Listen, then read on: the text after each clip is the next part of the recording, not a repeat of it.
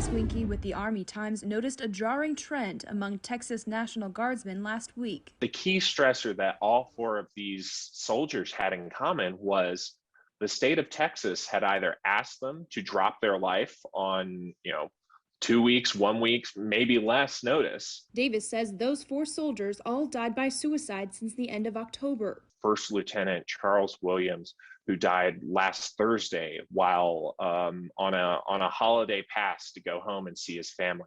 He had been leading soldiers out there in Del Rio on the border, and was actually in the same company, in the same unit as First Sergeant Kenny Crutcher, who died in November. So far, the Texas Military Department has only confirmed the 4 deaths and would not confirm the cause, citing ongoing investigations. But Davis talked to family members and obtained documents from TMD that he says show probable self-inflicted gunshot wounds for each soldier. The deaths renewed questions about the need for 2,500 guardsmen at our southern border. With most of them unable to do anything meaningful to address the immigration challenges that we have, and a real challenge with morale that has led to the suicides of 4 members of the Guard. They're being asked to participate in political theater. Immigration experts agree. More troops aren't the answer. Our current border crisis is one that has to ultimately deal with the origins and the reasons that people are fleeing, and that is something that the administration is working on. But that takes time.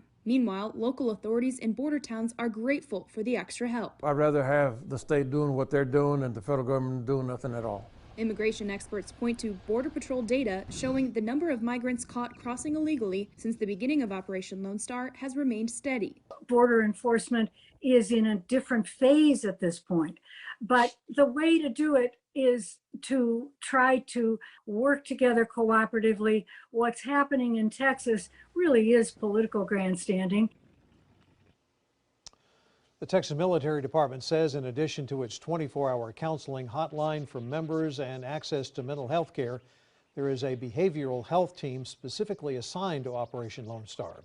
The governor's office adds that it will continue working with service leaders to ensure our troops deployed have the support that they need.